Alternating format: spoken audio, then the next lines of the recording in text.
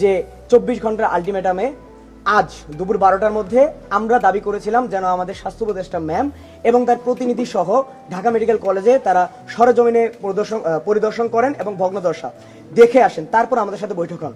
কিন্তু পরবর্তীতে শান্তিপূর্ণ সমাধানের জন্য আমাদেরকে সচিবালয়ে আসা আহ্বান করা হয়। আমরা আমাদের পক্ষ থেকে শিথিল হই, কারণ আমরা শান্তিপূর্ণ সমাধান চাই এবং আমরা চাই আসলে সমাধান। আমাদের যে আবাসন সংকট বা যে কোনো কিছুই একটা সুন্দর পরিবেশের জন্য আমরা সমাধান চাই। তারই উদ্দেশ্যে আজকে আমরা স্বাস্থ্য উপদেষ্টা বিশেষ সহকারী সাইদুল স্যারের সাথে আমরা মিটিং করি। আমাদের সবকিছু নিয়ে আলাপ আলোচনা হয়, দাবিগুলো নিয়ে আমাদের কথাবার্তা হয়। তারা আগে থেকে দাবিগুলো সম্বন্ধে অবহিত ছিলেন এবং তারা আমাদের সকল দাবির সাথেই একমত। এমন না যে কোনো একটা দাবিকে অযৌক্তিক বলছেন বা কোনো একটা দাবিকে বলছেন যে অপ্রাসঙ্গিক, এমন কোনো কিছু না। আমরা অপ্রাসঙ্গিক কোনো দাবি জানাইনি এবং তারাও আমাদেরকে অপ্রাসঙ্গিক কোনো একটা কিছুর কথা বলেননি। সো আমরা যৌক্তিক দাবি জানিয়েছি এবং প্রত্যেকটা দাবি সম্বন্ধেই আলাদা আলাদা করে কথা হয়েছে। এখন এই যে আমাদের দাবি সমূহ, আমাদের যে ইমিডিয়েট কয়েকটা দাবি ছিল, বিকল্প আবাসন এবং তার পরিবর্তিতে আমাদের যে নতুন ভবনের জন্য বাজেট পাস এবং এর যে ইন্টারিম টাইম, দুটার জন্য আলাদা একটা পরিবেশ। সো এর ব্যাপারে আমাদের যে কথাগুলো হয়েছে তাহলে বিকল্প আবাসন, সেই বিকল্প আবাসন হতে পারে অন্য কোথাও একটা শিফট করে নেওয়া, অন্য একটা ভবন ভাড়া নেওয়া বা একটা টিন শেড। সো এইটার ব্যাপারে কিভাবে কি হবে, ছেলে আর মেয়ে আলাদা হবে কি হবে না, এটার ব্যাপারে এখনো কোনো ক্লিয়ার রোডম্যাপ আসেনি। এবং আমরা যখন বৈঠক করছিলাম ঠিক সেই মুহূর্তে আমাদের যে ঢাকা মেডিকেল কলেজের অ্যানাটমি ডিপার্টমেন্ট, সেই জায়গায় আবার দেয়াল ভেঙে পড়েছে। আমরা যখন বৈঠক করছিলাম তার ঠিক পরে আমরা দেখতে পারি যে এমন একটা অবস্থা।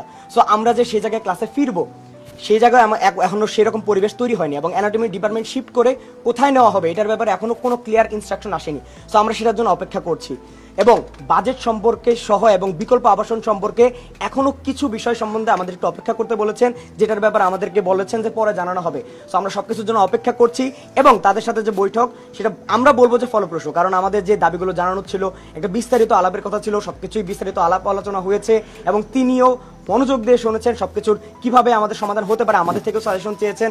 তো সবকিছু মিলিয়ে আজকে আমাদের আলোচনা হয়েছে, কিন্তু এখনো যেহেতু আমরা ক্লিয়ার রোডম্যাপ পাইনি এবং ক্লিয়ার ইনস্ট্রাকশন পাইনি কিভাবে কি হচ্ছে, সেহেতু আমরা এখনো ক্লাসে ফিরছি না। কিন্তু আমাদের যাতে একাডেমিক কার্যক্রম ব্যাহত না হয়, আমরা চাই দ্রুত এটার সমাধান হোক এবং আমরা দ্রুত ক্লাসে ফিরতে চাই এবং আমাদের এই নতুন যে আবাসন এবং বিকল্প আবাসন এটার একটা দ্রুত ব্যবস্থা চাই। ঢাকা মেডিকেল কলেজের একাডেমিক কার্যক্রম আমরা গত 28 মে অনির্দিষ্টকালের জন্য বন্ধ ঘোষণা করি। এরপরে আমরা আর ক্লাসে ফিরিনি। পরবর্তীতে বিগত 21 জুনের নোটিশে আমাদেরকে আমাদের কলেজ প্রশাসন থেকে জানানো হয় যে একাডেমিক কার্যক্রম বন্ধ এবং হল ছাড়ার নোটিশ দেওয়া হয়। আমরা সেই হল ছাড়ার নোটিশকে প্রত্যাখ্যান আগেও করেছি, এখনো করছি। আমরা হল ভ্যাকেন্ট করছি না। আমাদের স্টুডেন্ট ক্লাস করার জন্য তো তাকে হলে থাকতে হবে। যেমন আমাদের যে K81 পর্যন্ত আমাদের এখন আমাদের যে মেইন বিল্ডিং থেকে শুরু করে ব্লকগুলোতে K77 থেকে K81 অবস্থান করছে এবং ইন্টার্নরা K76 ইন্টার্ন বিল্ডিং এ অবস্থান করছে। এখন আমাদের যে নবাগত ব্যাচ K82 তাদেরকে কিন্তু আবাসন দেওয়ার মতন এনাফ স্পেস ঢাকা মেডিকেল কলেজের এখন পর্যন্ত হয়নি। সো যেহেতু K82 নতুন ব্যাচ, তার আবাসনের জায়গায় হয়নি, তাহলে সে কিভাবে ওখানে থেকে ক্লাস করবে? সো ক্লাস শুরু করার তো এখন অবস্থায় হয়নি। আমরা তো নোটিশ মানিনি, আমরা হল ছাড়বো না। তাদেরকে আমরা বলেছি, আমরা তাদেরকে স্পষ্ট জানিয়ে দিয়েছি। এখন তারা যদি নোটিশ না দেয় এটা প্রশাসনের ব্যাপার, কিন্তু আমরা প্রশাসনকে জানিয়ে দিয়েছি যে আমরা হল ত্যাগ করছি না এবং তাদের নোটিশকে আমরা প্রত্যাখ্যান করেছি। ক্লাসে না যাওয়া মানে অনেকটুকু পিছিয়ে যাওয়া। আমাদের কিন্তু রেগুলার বেসিসে এক্সাম থাকে। সো এই জিনিসগুলো তো আমরা চাই না। আমরা তো চাই না যে আমরা পিছিয়ে পড়ি। সো ঢাকা মেডিকেল কলেজের ঢাকা বিশ্ববিদ্যালয়ের আন্ডারে, এর আন্ডারে তো আর অন্যান্য অনেক মেডিকেল কলেজ আছে, কিন্তু প্রফ তো একসাথেই হবে।